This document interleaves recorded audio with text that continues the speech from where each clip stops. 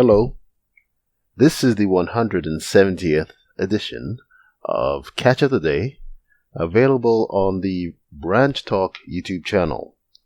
Today we're going to continue reading from Doug Mitchell's book, entitled The Four Carpenters, the Ensign, the Time of Jacob's Trouble, and the First Deliverance. Starting at the top of page 8, we read, "To say that the first use of the word these in verse 21 refers to the four carpenters rather than to the four horns militates against both common sense and proper sentence structure, for that would be making the angel to be saying that the four horns will be fraying themselves in the new image of four carpenters. Yet, that is the very conclusion Brother Houteff came to. We will examine why he came to that conclusion later.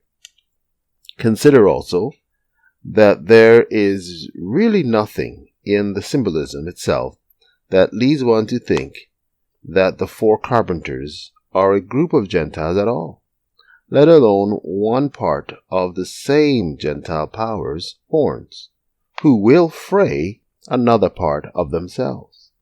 As Brother Houteff said, moreover, if the Lord is saying that the four horns are the four carpenters, then it cannot be assumed that the four carpenters are anything other than those exact same four horns in a different symbol, and not just some different part of them that frays the other part of them. To say that the four carpenters are another part of the four horns, and that the former will be fraying the latter, is like saying that one man will be fighting against someone with his right hand, while at the same time hitting his own right hand with his own left hand in order to stop the action of his right hand. While that certainly would be a frightening experience to the one who was doing that, that is not what Zechariah was being shown. Therefore, as one entity cannot fray itself, they must be wholly different entities. Moreover, if the first use of the word these in verse 21 refers to the four carpenters rather than to the four horns, then the words, but these, would not make sense because the word but is introducing a contrasting element, not an equating one. If the intention was to equate the carpenters with the horns, the angel would have said, and these, not but these. That is, if the first these is being contrasted with the second these, as is quite apparent in the text. Then they cannot be the same entities or any part of each other. Also, were the four carpenters some other part of the four horns that will be rising up against another part of the four horns, then that would be a situation in which neither could stand in the end, because Jesus said, every kingdom divided against itself is brought to desolation, and every city or house divided against itself shall not stand. Matthew 12:25. Furthermore, in the Bible, horns represent political, military powers.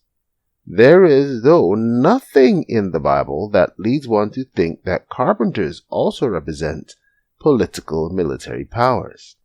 As the Bible is itself its own interpreter, Education 190, then all that the carpenters can represent are ones who build things, as Brother Houteff correctly observed. For that is the only definition the Bible gives for carpenters. That is, it is something in their characteristic of being builders that accomplishes the fraying of the four horns, not a characteristic of being horns, political military powers. of any sort.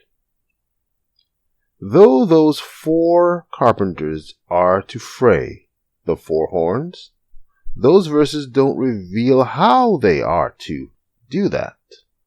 There is no identification or no indication that they are to use the same means that the 4 horns used to scatter Judah, Israel, and Jerusalem. That being political military power. That is, the means that the 4 carpenters employ to fray the Gentiles is as different from the means used by the 4 horns to scatter God's people as is the sword, not of mighty man or of a mean man, that is used to bring about Assyria's fall.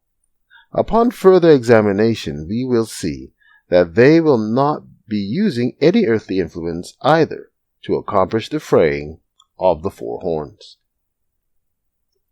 So while Brother Hart have correctly identified the 4 carpenters as ones who fray the Gentiles who control the land and will be building in the kingdom, it cannot be assumed that they are political military powers, or even Gentiles themselves.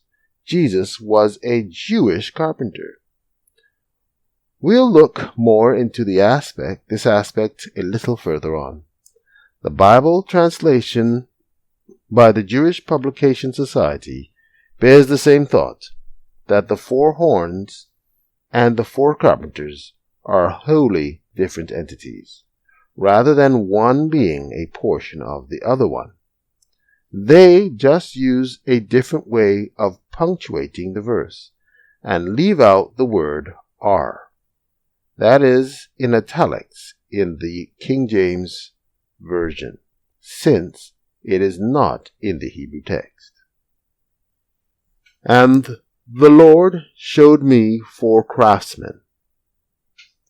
Then said I, What come these to do? And he spoke, saying, These, the horns, which scattered Judah, so that no man did lift up his head, these then are come to frighten them, to cast down the horns of the nations, which lifted up their horn against the land of Judah to scatter it. Jewish Publication Society, 1st edition. Take care.